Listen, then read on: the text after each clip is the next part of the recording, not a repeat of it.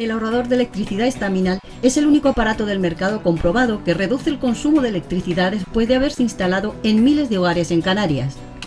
No deje que su factura de electricidad afecte a su economía familiar. Estaminal es autoinstalable y no consume electricidad. Estaminal le garantiza una reducción de un 20 hasta un 35% de su recibo de luz.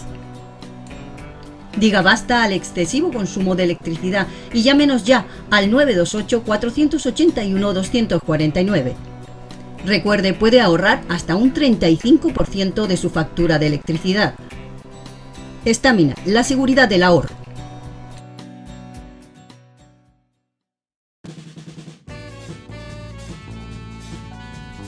El ahorrador de electricidad Estaminal, tras muchos años de instalación en Canarias y ser elegido como producto del año en ahorro energético a nivel nacional, le ofrece la posibilidad de ahorrar de un 15 hasta un 35% de su consumo en su factura de electricidad.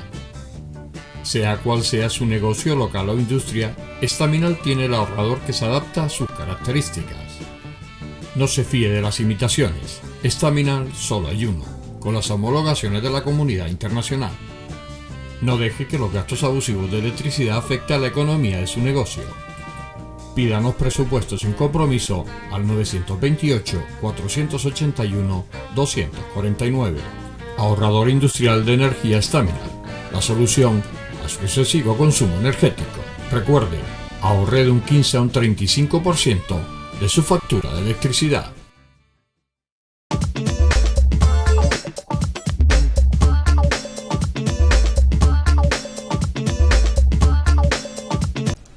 Hola, buenas noches. Empezamos aquí el enfoque.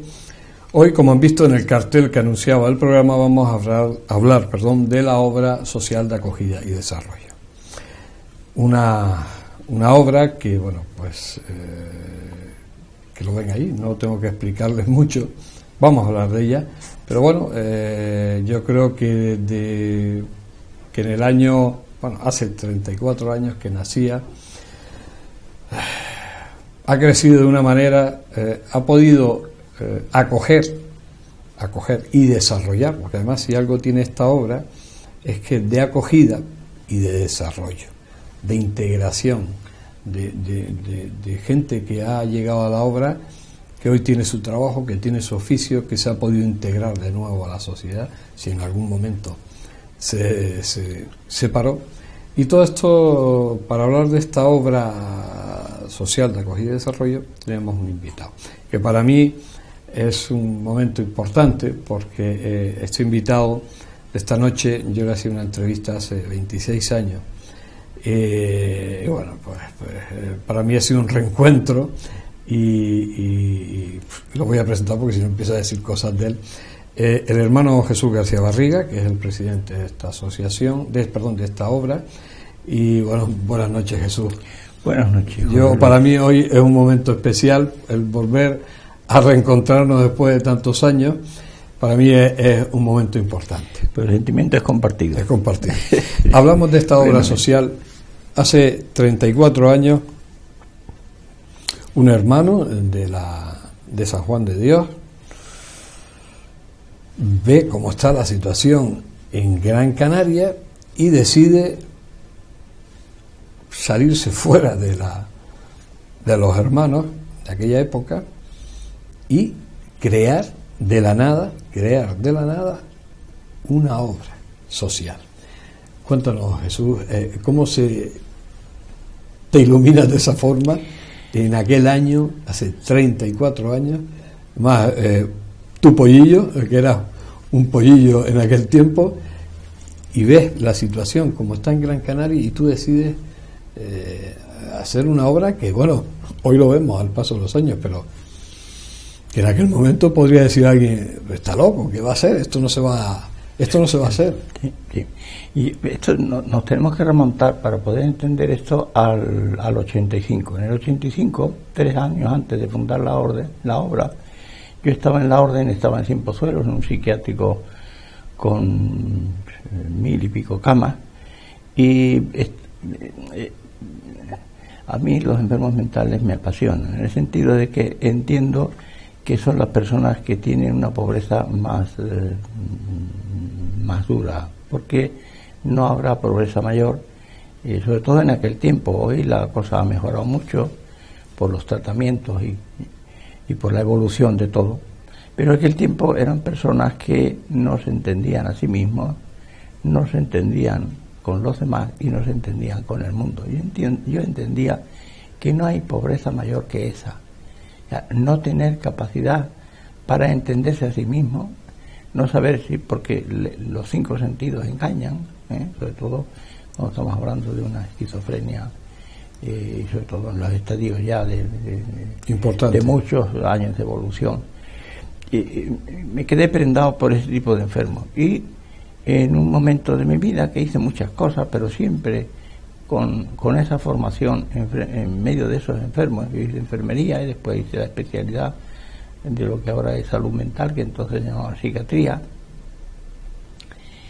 Y cuando me dijeron de buenas a primeras, a bocajarro, sin anestesia ni nada, que me venía a Canarias, y que tenía que venir a Canarias, yo que no sé tratar con niños, y que Canarias en aquel momento no había móviles, no había las comunicaciones eran muy difíciles, y lo que se decía de Canarias era que era el paraíso, al fin del mundo, el paraíso de Europa, que aquí era, y del resto de continentes, ¿no? Por el enclave, y que aquí todo era turismo, fiesta todo el día. Yo digo, hombre, salir de la península voy a África, a Latinoamérica, a tercer mundo, pero a Canarias no, porque en Canarias no hay nada que hacer.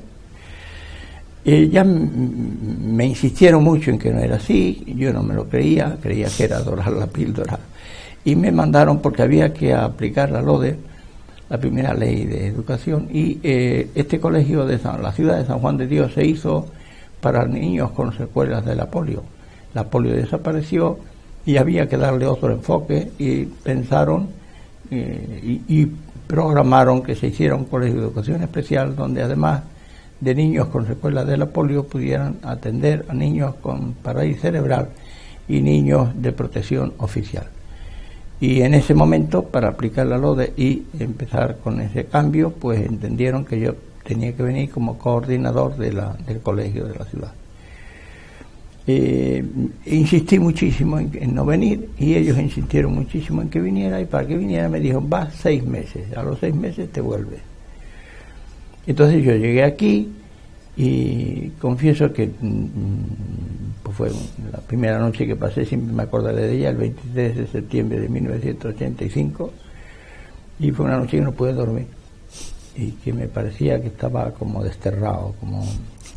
Te habían mandado. A la mañana siguiente, cuando me levanto, era un lunes, y la mañana siguiente empieza el colegio a funcionar, y mi sorpresa fue extraordinaria cuando vi la población del colegio infantil, y sobre todo niños que apartaban, y yo decía, ¿por qué apartan esos niños y no van a rehabilitación o van a la escuela? Y ellos decían, porque no han desayunado o no han comido bien el fin de semana, y además algunos vienen de lugares donde hay piojos y hay que desparasitarlos, y hay que...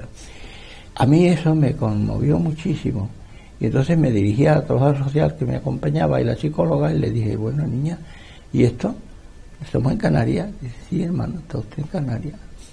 Pero el 70% de la población de este colegio son muchachos de familias desestructuradas, niños y niñas de familias desestructuradas. Y a mí aquello ya me acabó de rematar, y encima yo que no tengo capacidad para entrar en un contacto directo con los niños, me es muy difícil. Yo soy, me van a perdonar, pero les voy a contar como yo me siento y me sentía entonces más que ahora. Yo tenía que hacer un esfuerzo importante para saber que estoy ante un niño y no ante un hombre pequeño. Claro. Entonces eso intelectualmente me costaba mucho trabajo, y por otra parte afectivamente más, porque cuando yo veía a aquellos niños, sobre todo por la noche, cuando se quitaban los arreos que los mantenían en pie y tenían que arrastrarse por los suelos, yo tenía que desdramatizar todo aquello, pues haciendo juegos, metiéndome con ellos y tal, pero era un impacto muy fuerte, ¿no? Y entonces ya dije, pues este es mi sitio, porque aquí tengo que hacer muchas cosas. Y entonces, claro, no tenía carnet de conducir, había que llevar a los niños, y una compra en el coche para que la familia tuviera con qué atender a ese niño por lo menos el fin de semana. Y sacándome el carnet de conducir, bajaba por el Escalestri, estaba el Escalestri famoso, y por debajo pasaba con el coche haciendo las prácticas y me encuentro con 30 o 40 personas adultas ya a las 8 de la mañana, vulgarmente que sí, borrachitos, perdidos, técnicamente que sí, intoxicación etílica a mayor nivel a las 8 de la mañana. Entonces le dije al monitor, le dije, párate, que me decía, oiga, usted está loco, ¿cómo se va a meter ahí? Que le van a hacer algo. Esto no hacen nada, son mejores personas que nosotros, lo que pasa es que tienen muchas dificultades. Me sentaba allí y observaba qué es lo que pasaba. Me daba cuenta que el alcohol que consumían era porque, merced a la ley de sanidad, el hospital psiquiátrico cerró y fueron todos a la calle, o casi todos. Entonces ya di cuenta que había que hacer algo con aquellas personas, atenderlas, no se podían dejar desatendidas, como había hecho pues la psiquiatría oficial en aquel momento. Y de ahí empezó una inquietud enorme, y cuando llega mayo y había el claustro de San Juan de Dios se reúne y el equipo multidisciplinar del que yo era presidente por ser el coordinador, y decían cuántos niños tenían que ir a la calle, que eran 15 o 20, ya en mayo sabíamos que en junio esos niños iban a ir a la calle y dónde iban a ir. Yo me adelantaba a ver qué es lo que se encontraban. Se encontraban unos muchachos con la edad de escolarización obligatoria transcurrida, pero que no iban cualificados para seguir estudiando ni preparados para trabajar. Claro. Entonces dije, no, esto hay que hacer algo para esos muchachos y por otra parte también esos que están debajo del Escalestri. Yo creo que el espíritu de San Juan de Dios estaba muy ahí y estaba martilleando en que yo tenía que hacer algo concreto. Pasé noches de insomnio pensando que a esas personas había que dar una solución y me lancé a dársela, dado que yo conocía a Monseñor Echarren cuando él era obispo auxiliar de Madrid, de la zona de Vallecas, y yo vivía en Valdemoro y tenía que ir a la Universidad de Madrid, y allí nos conocimos. Recuerdo una imagen de él, joven, saliendo de la parroquia de Vallecas, y un cartel a grande, una cartelera que ponía, enséñele a pescar, no le den el pescado. Y en la actualidad yo siempre me acuerdo de aquello y le quito el letrero, le digo, enséñele a pescar, a manufacturar el pescado y a venderlo. Porque esto ha crecido mucho desde aquel movimiento que había en aquellos años 70, finales de los 70. Mediados de los 70. Bueno, ya le comenté a Monseñor Echarren cuál era mi inquietud, y ese fue el momento en el que él me dijo, esto hay que hacerlo como tú lo tienes pensado, porque tú tienes el carisma de la hospitalidad y la tienes que ejercer aquí con estos, porque los otros ya están atendidos por tus hermanos, pero estos no están atendidos, porque no pueden tampoco tus hermanos atenderlos, porque no había ya entonces, no había hermanos disponibles prácticamente para venir aquí a ampliar la actividad. Y eso fue lo que hizo que yo me quedara. Él fue a Roma, se entrevistó con el general de la orden de aquel entonces, y el general dijo pues que se quede contigo y ya en el futuro veremos. Y yo he vivido 27 años ahí solo en ese sentido. Y cuando pasaron 27 años, pues mis hermanos vinieron y me dijo, Jesús, ¿qué pasa? Que ya tienes 60 años y ya es bueno que vayas pensando.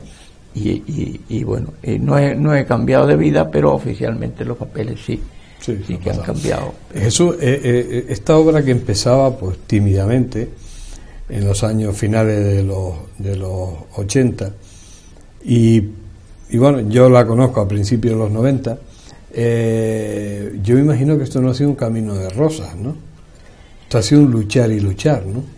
En la vida de las personas nada es un camino de rosas, claro. Y tú que eres un padre de familia lo sabes, y yo también lo sé.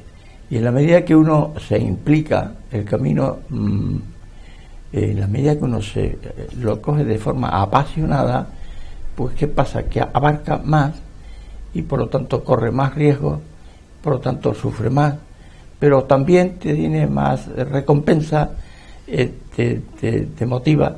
Yo tengo un colaborador y un amigo que dice, es un gran empresario, que dice, mira, si a ti el primer día tú miras los obstáculos que vas a tener en un desarrollo vertical, te asustas, sales corriendo, pero como están en un desarrollo horizontal, das un salto, pasas el primero, coges musculatura, seguridad en ti mismo, viene el otro, lo das, y ese ha sido lo sucesivo en la vida de estos.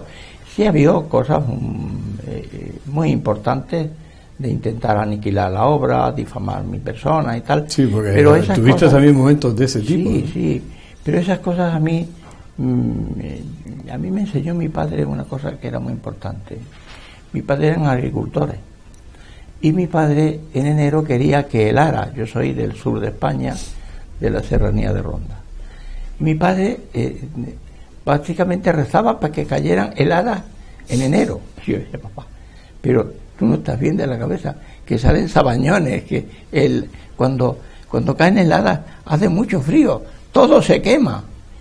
Y él pues seguía, pero ya cuando vio que yo tenía uso de razón, me sienta en la rodilla y me dice, mira, es muy importante que caigan heladas en enero, porque las semillas que plantamos en otoño, pues caen las primeras lluvias y ellas crecen, y además si todavía no hay demasiado frío, crecen deprisa, y la lluvia, cuando no hay una helada que les quema las hojas, no echan raíces, entonces crecen muy muy muy arriba, un tallo muy fino, muy endeble. Cuando viene después, primero no tienen una espiga fuerte, y después cuando viene el viento las rompe fácilmente. Ahora, si viene la helada de enero, que son las contrariedades de la vida, él no puede crecer hacia arriba. Y tiene unas buenas raíces. Y entonces entiende a crecer hacia adentro, hacia abajo, crea unas buenas raíces, y cuando ya se van las heladas, empieza aquello, y entonces tenemos una cosecha. Y tú el concepto de las buenas raíces lo tenías. Y yo, cada vez que me venía un impedimento fuerte, pues me acordaba de aquella relación de mi padre. Después, con el tiempo, tengo la convicción de que las condiciones difíciles a las personas no son condiciones difíciles, son oportunidades que tenemos para demostrar lo que valemos o lo que no valemos. Yo creo, ahí quedó. Bien, vamos a hacer un pequeño alto. Estamos hablando con el hermano Jesús García Barriga. Estamos hablando de la obra social de acogida y desarrollo. Nos queda todavía tiempo y volvemos enseguida.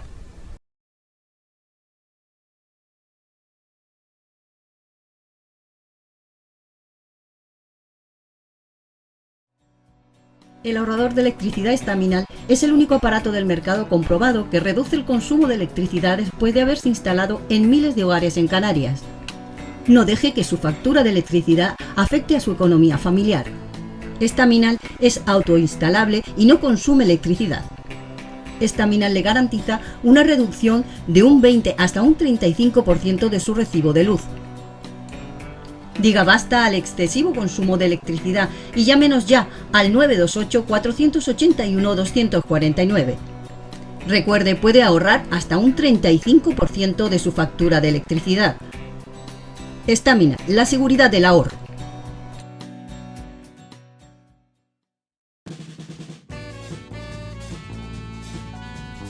El ahorrador de electricidad Estaminal, tras muchos años de instalación en Canarias y ser elegido como producto del año en ahorro energético a nivel nacional, le ofrece la posibilidad de ahorrar de un 15 hasta un 35% de su consumo en su factura de electricidad. Sea cual sea su negocio local o industria, Estaminal tiene el ahorrador que se adapta a sus características. No se fíe de las imitaciones, Estaminal solo hay uno, con las homologaciones de la comunidad internacional. No deje que los gastos abusivos de electricidad afecten a la economía de su negocio. Pídanos presupuestos sin compromiso al 928-481-249. Ahorrador industrial de energía Estaminal, la solución a su excesivo consumo energético. Recuerde, ahorre de un 15 a un 35% de su factura de electricidad.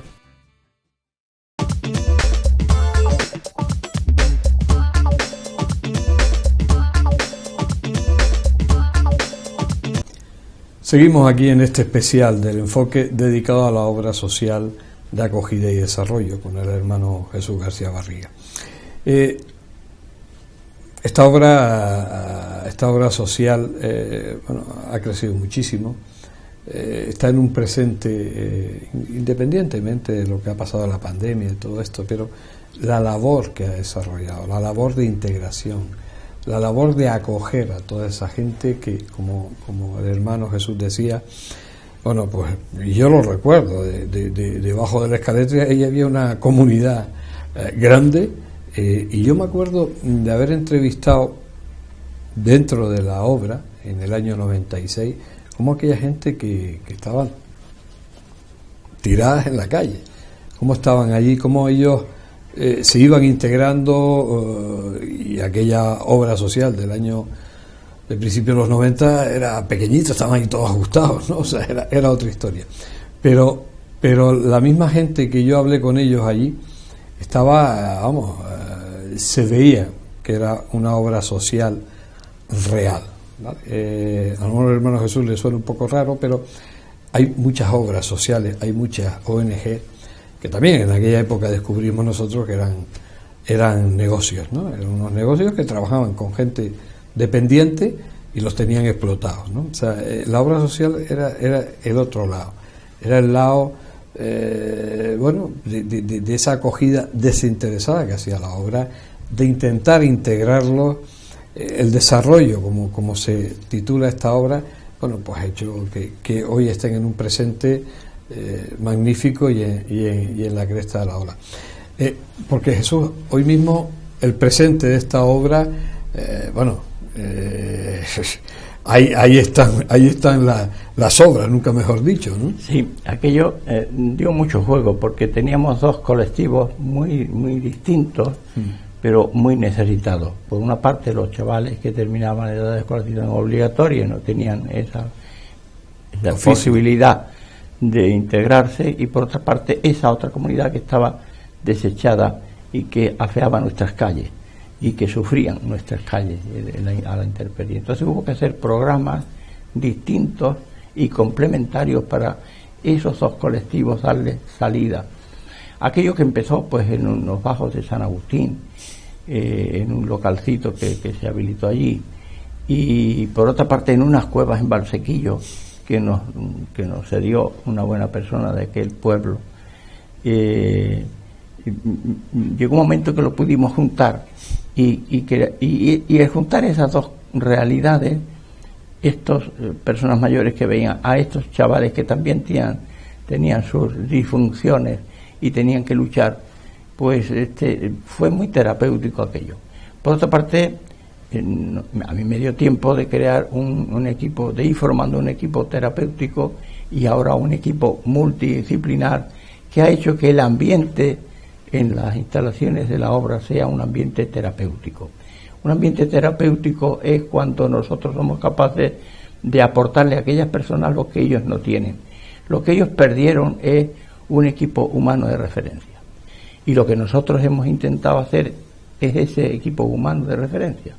Puede ser familia, puede ser esas personas o ese equipo humano en que cuando uno se levanta piensa en ellos, y cuando uno piensa en ellos los quiere. Y digo también, como decía con los enfermos mentales, la peor de las pobrezas es que uno se levante, despierte y no tenga a quien querer, ni se sienta querido por nadie. Bueno, pues eso es lo que hay que destrozar. Y eso se destroza cuando hay un equipo humano que se ocupa, que viene sucio. ¿Dónde has estado? Que viene sucio. ¿Será posible? Y con la camisa nueva que te puse esta mañana. Y entonces el tipo dice, y yo soy importante aquí. Entonces, lo que yo he hecho. Entonces, ese equipo humano de referencia, que ahora es un equipo multidisciplinar, que es técnicamente cualificado y vocacionalmente también cualificado, esas dos realidades hacen que la obra social haya tenido éxito.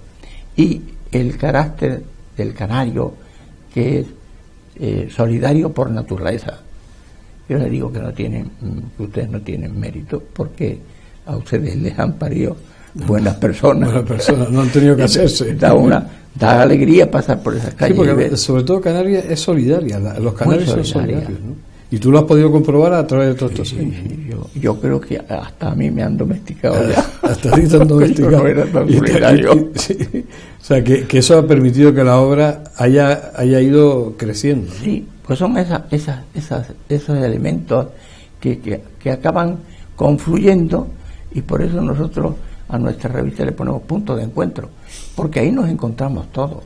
Todos queremos ser buenas personas. Claro. Todos queremos que nos digan gracias. Y para que te digan gracias tienes que haber hecho algo bueno. Claro. Y eso por una parte. Y por otra parte, cuando se va a atender a un colectivo que ha perdido la autoestima, pues hay que hacer las cosas con mucho tiento, porque la autoestima no es como la depresión baja al psicólogo, al psiquiatra, va con medicamentos, va con medicamentos y con psicoterapia, y va funcionando muy bien. Pero la autoestima, cuando uno tiene la sensación de que no sirve para nada, lo que vale es que cuando tú te sientas a comer, te tienes la sensación de que lo que te comes de alguna forma te lo has ganado. Quiero decir con esto que cuando llega una persona, va a un taller ocupacional, en el taller ocupacional, al mismo tiempo que él conoce a la gente que le va a tratar, y la gente que le va a tratar conoce al enfermo, hace un diagnóstico sobre él y sabe qué necesita. Después, pues seguramente lo que va a necesitar es recuperar los hábitos sociales perdidos, hábitos de relación interpersonal, hábitos personales de conducta, hábitos de manipulación, porque a base de no hacer nada, hábitos de una alimentación buena. Es curioso como al principio de llegar a casa, que tienen 3 comidas y tal, pero ellos, cuando hay alguna comida que les gusta, intentan guardarse. El personal sanitario, el personal cuidador, se preocupa de que no te lleves. Y yo siempre me sonrío y le digo, pero es que no te das cuenta que él tiene ya el esquema de que ha estado muchos años sin que haya 3 comidas al día. Entonces, cuando hay comida se la guarda, porque no sabe cuándo va a comer otra vez. Entonces, hasta que no se deshabitúe de eso. Bien, dicho esto un poco así atropelladamente, pero que sí que el ambiente tiene que ser pensando en que una escalera no se baja de un escalón solo, sino de muchos escalones, fracaso tras fracaso, hasta que llega a fondo, y tiene que subirla éxito tras éxito hasta que llegue arriba. No le podemos decir primero de un escalón que se interrumpa. Hay que ir poco a poco bajando escalones. Los procesos tienen que llevar tiempo. Y Jesús, se consigue integrar, me imagino que habrá diferentes grados a la hora de acoger, ¿no? Pero se consigue integrar a más de una persona que se ha acogido en la obra. ¿Se le ha podido integrar a la sociedad de nuevo? Hay 3 maneras de integrarlo, ¿no? Una primera, que yo entiendo que es el que se deja acoger, ya es una manera de estar integrado, ya no está abandonado, ya tiene una alimentación, unos cuidados médicos básicos, un puesto. Después está, si nos encontramos con un anciano de 80 años, integrarlo no será posible, pero sí será posible que ingrese en una residencia adecuada. Y entonces ahí es cuando nos encontramos con una burocracia enormemente pesada, iba a decir en algunos casos a concienciamente estropeosa, la burocracia que ahora mismo hablando en la actualidad podemos tener la ley de dependencia. Hasta que le dan una plaza en una residencia, pues la persona puede morir 3 o 4 veces. O sea que, entonces, bien, las de tercera edad se intentan colocar en residencias adecuadas y hacemos toda la presión que podemos para que vayan, para que funcione y vayan a una residencia. Después están, pues, los enfermos mentales o enfermos neurológicos con accidentes o lo que fuere, pero con una alteración que no les va a ser posible entrar en un mundo laboral. Y eso también hay que buscarle unos espacios que las instituciones tienen ya previstos. Y están los que evidentemente se pueden integrar de forma total, y pues, no sé, pues algún follón de altercado de la familia y tal, y ha hecho que la familia le ponga en la calle, él se recupera y la familia con el tiempo lo recoge y entonces se vuelve a la normalidad, y son bastantes. Y está el otro grupo que tienen alguna discapacidad entre igual o superior al 33%, que esos son contratados en el Centro Especial de Empleo y ya tienen, eso sí que tienen ya una autonomía, un trabajo y una autonomía. Y bueno, porque pues, lo que es la tapicería, la fábrica de muebles, son con personal con discapacidad. Sí. Y tienen todo su trabajo, viven todos que viven además con un buen sueldo, o sea que ahí está trabajando la obra para que esos muebles sean competitivos, sí, y esa tapicería sea competitiva, ¿no? Y lo está haciendo, y bueno, hay que agradecer a cantidad de instituciones y familias y personas que nos encargan sus trabajos. Ahora mismo estamos haciendo mantenimiento de atención primaria, algunas clínicas. ¿Ah, sí? Sí. Y muchos particulares, ¿no?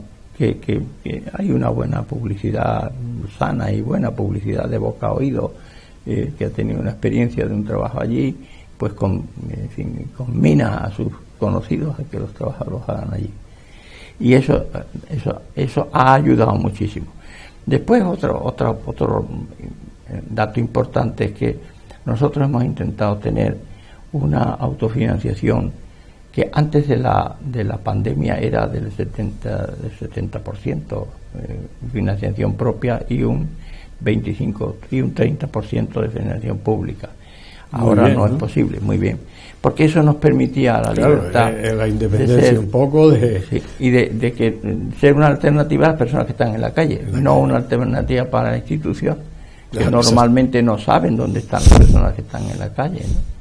Y hemos tenido que hacer, nosotros hacemos como tres cosas, ¿no? Tres pilares: un estudio de la realidad que vive en la ciudad en este momento, que es la más cosmopolita, donde más personas tenemos, aunque tenemos una de la isla en general y personas de otras islas. Un estudio de la realidad, y después medimos cuál es nuestra capacidad de intervención, e intervenimos, y la otra pata del trípode, que sería la prevención, y eso se intenta hacer a través de colegios. La pandemia nos ha descolocado todo esto, pero que bueno, que estamos intentando volver a la normalidad, reanudar ese trabajo. Hay que ser rigurosos a la hora de hacer el trabajo, ¿no? Pero sobre todo hay que ser extraordinariamente, yo entiendo que tenemos que ser con personal muy cualificado y con personal muy vocacionado. Y entonces porque está claro, Jesús, que profesional pero vocacional. Es decir, para estar hay que tener vocación. Hay que tener vocación, sí o sí. Porque si no vas a seguir ahí, porque hay que poner mucho de la vocación, sí, aparte, ¿no? Independientemente de lo profesional que sea, ¿no? Sí.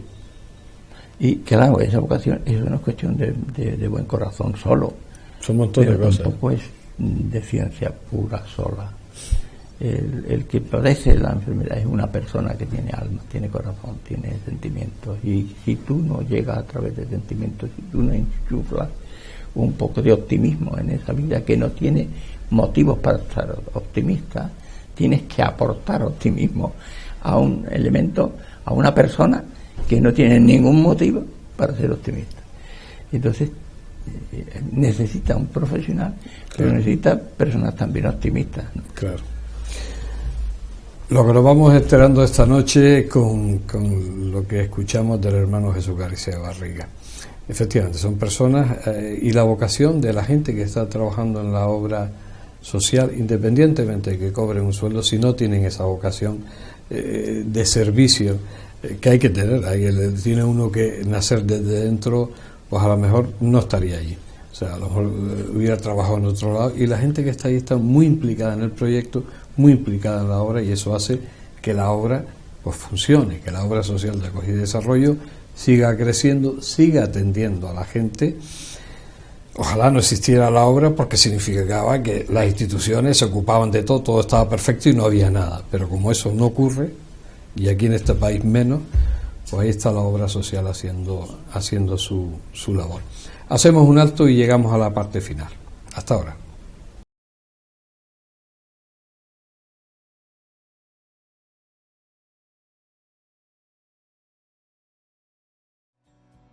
El ahorrador de electricidad estaminal es el único aparato del mercado comprobado que reduce el consumo de electricidad después de haberse instalado en miles de hogares en Canarias.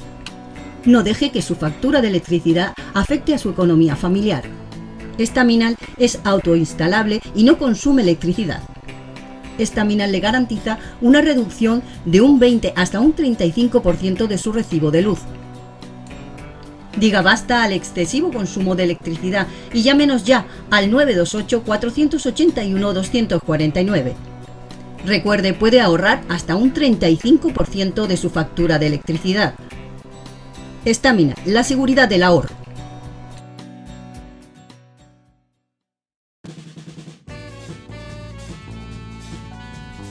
El ahorrador de electricidad Estaminal, tras muchos años de instalación en Canarias y ser elegido como producto del año en ahorro energético a nivel nacional, le ofrece la posibilidad de ahorrar de un 15 hasta un 35% de su consumo en su factura de electricidad. Sea cual sea su negocio local o industria, Estaminal tiene el ahorrador que se adapta a sus características. No se fíe de las imitaciones, Estaminal solo hay uno, con las homologaciones de la comunidad internacional. No deje que los gastos abusivos de electricidad afecten a la economía de su negocio. Pídanos presupuestos sin compromiso al 928-481-249. Ahorrador industrial de energía Estaminal, la solución a su excesivo consumo energético. Recuerde, ahorre de un 15 a un 35% de su factura de electricidad.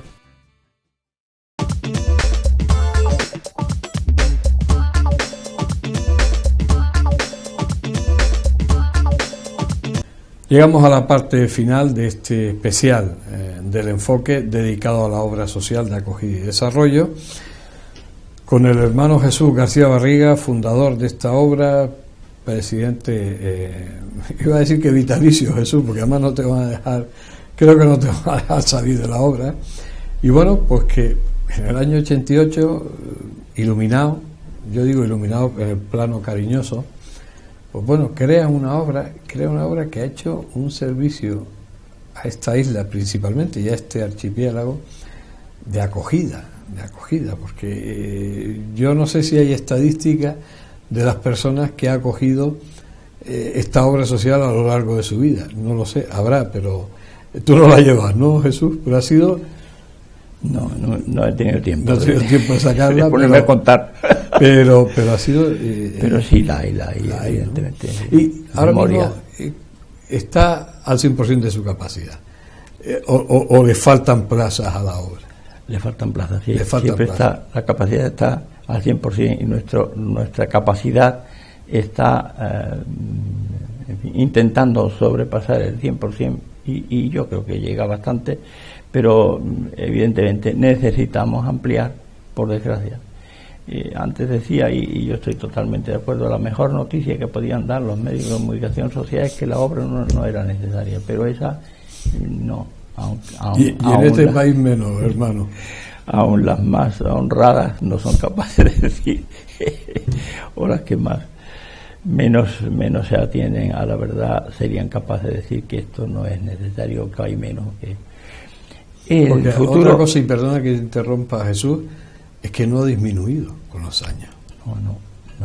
Que decir, no, es que la obra ahora pues, tiene un 70% que puede ocupar porque está vacía. No. Estamos hablando de que del año 88 acá no ha disminuido. Podríamos decir que ha aumentado, ¿no? Ha aumentado, claro, muchísimo. Empezamos con 20 personas y ahora tenemos una media de 200 personas. 200 personas. Y los servicios se han multiplicado en la medida que hemos sido capaces de crecer. El futuro de la obra es, ahora mismo, en mente lo que tenemos es que tenemos que hacer mejores instalaciones y más amplias para poder... ¿Pero mejorar las que están o poner nuevas instalaciones? Las dos cosas. Las dos cosas. Las que hacen falta nuevas, las que están, y lo que está arreglarlas. Muchos de ellos están como sardinas en lata, en literas de dos plantas, y porque ya nos conjuramos a no tener literas de 3, pero hemos llegado a tener literas de 3, personas que tienen dificultades y que a lo mejor bajar de la tercera planta se puede dar un borrón. Claro, y podríamos estar en un... ¿Y las instituciones cómo acogen a la obra social? Porque la labor que está haciendo realmente la comprenden y la apoyan en la medida de lo que está haciendo. Sí, las instituciones ya son muchas corporaciones las que han pasado a lo largo de estos 34 años, y cuando empezábamos estaba pues el alcalde estaba Emilio Mayoral, creo que fue el primer alcalde que tuvimos, y ahora que tenemos 3 alcaldes, ¿no? Sí, no sé, exactamente. Y una alcaldesa. Digo que ha pasado por todos lados. A mí, los que más nos han ayudado han sido los que son muy buenos gestores, aunque hayan sido malos políticos. El que ha sido buen gestor se ha dado cuenta que aquello era muy barato, era mano de obra muy barata, y que a ellos les costaba muchísimo, como 3 veces más hacer lo que nosotros hacíamos, y no lo podían hacer con la calidad y con la calidad de asistencia y de recuperación y los resultados de recuperación que nosotros teníamos. Entonces esos han sido los que más nos han apoyado siempre, y los que son muy políticos, y si son políticos anticlericales, pues ni nos van a ver. Entonces parece que somos el diablo que está ahí metido, y los de muy derecha pues nos han tenido a brazos partidos no sé cuánto tiempo, ¿verdad?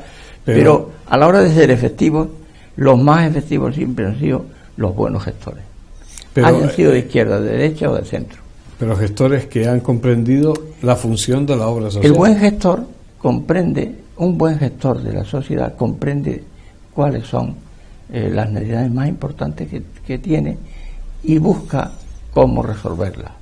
Y si lo encuentra de una manera más barata que hacerlo ellos mismos, claro. Yo voy a citar a una persona que a mí me ayudó muchísimo y me abrió mucho esto, y que no está en ejercicio de la política ahora mismo.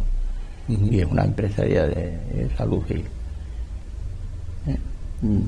Salud Gil, cuando conoció la obra y vio lo que hacíamos, y estoy citando a una persona que está en política para que no piensen que estoy haciendo ahora campaña electoral. A esta altura no tengo tiempo de hacer eso. Eso, ¿por qué? Porque un buen gestor. Claro. Era y es, y seguirá siendo mientras viva, porque ella tiene alma de gestora. Claro.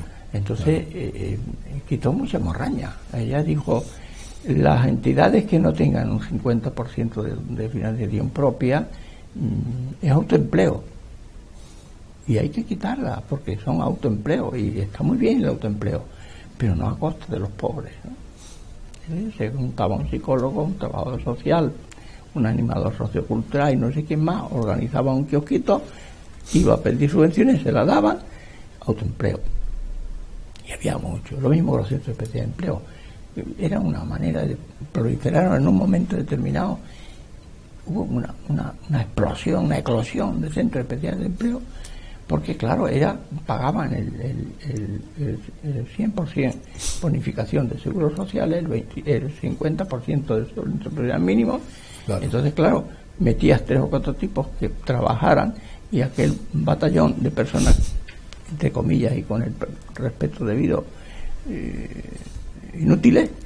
Entonces esos 4 te daban una imagen de que estabas, cuando aquellos a lo mejor estaban en su casa recibiendo la mitad del sueldo mínimo interprofesional que cobraron.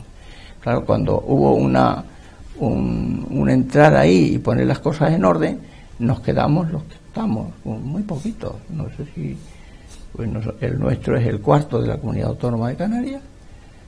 Pues además con una historia atrás servicio, que está claro, porque lo que tú dices, aunque hubo un momento que se montaban los kioscos y eso, autoempleo, y se ganaban unas perrillas ahí algunos, que en el fondo no había ningún tipo de resultado real, ¿no? Claro, Es decir, era eso, el autoempleo, que uno se fondaba ahí el kiosco y cada uno se ganaba su sueldo y... Sí, que después tenían algo más que tenían antes, pero que no era honesto, porque no se luchaba para que esos chavales pudieran estar trabajando, chavalas, que estuvieran trabajando, que no pueden rendir para como 100, ya te están ayudando para que rinda como 50.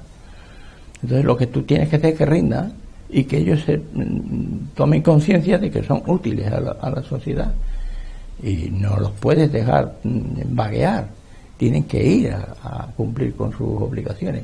Es verdad que eso te exige un esfuerzo, sobre todo los monitores que están al frente del centro, un esfuerzo de buscarle actividades para tenerlos con la atención interesada en la jornada laboral.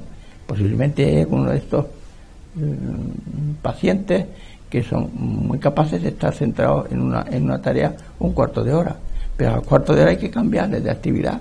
Claro. Y al cuarto de hora volver a la actividad, y tenías que tener 4 o 5 actividades donde ellos iban rotando, ganándose su sueldo de forma honrada. Se nos ha acabado el programa.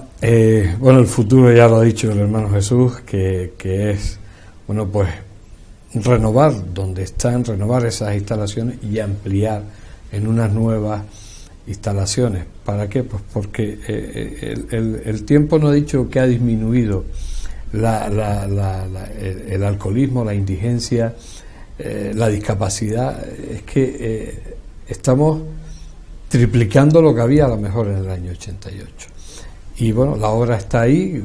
Cuando habla de 200 personas que tiene acogida, a 20, que era como empezó, pues bueno, yo creo que ahí hay un... Y claro, tampoco, donde no hay más instalaciones, ahí no se pueden amontonar personas, como decía el hermano Jesús, de 3, las estanterías, digo, las camas de 3 pisos, sino lo que hay. Entonces, todo eso yo creo que nos ha dado esta noche una idea de lo que es la obra social de acogida y desarrollo, que hay que apoyarla.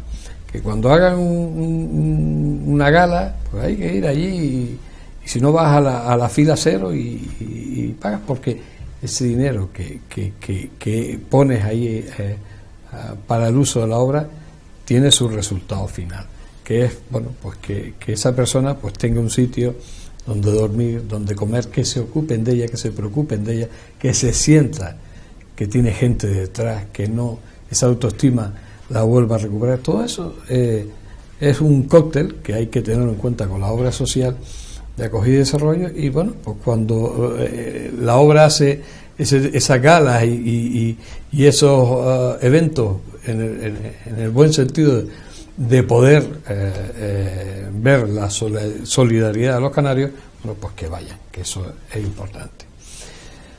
Hermano Jesús García Barriga, presidente de la Obra Social de Acogida y Desarrollo, para mí ha sido un placer tenerte aquí. Habrá más ocasiones dentro de tus posibilidades y de tus ocupaciones, que yo te agradezco que hayas estado aquí, porque además venía reciente de viaje y bueno, pues has venido aquí. Nos hemos reencontrado después de tantos años, y bueno, que sabes que TAC Televisión es tu casa y la casa de la obra social. De cualquier cosa que haga falta en el término televisivo, estamos aquí para siempre. Muchas gracias. Sabes que puedes contar con nosotros. Te hemos cogido encima con el final del catarro, que eso siempre pasa, y menos mal que es al final, que bueno, que ahí tenemos el agua, que es de verdad, para que el hermano Jesús se la tome. Pues señores, gracias por la atención prestada. Recuerden a la obra social de acogida y desarrollo, recuerden que está haciendo una labor social importantísima, que como yo les dije y refrendaba el hermano Jesús, ojalá no existieran obras sociales de acogida y desarrollo, porque significaba que todo estaba perfecto y todo estaba bien. Pero como eso no va a suceder en este país, menos todavía, pues hay que apoyar, y hay que apoyar a estas instituciones, a estas obras que están haciendo una labor social que se ve al paso de los años, y eso es importante. Gracias por estar ahí, les espero la semana que viene aquí, en El Enfoque. Hasta siempre.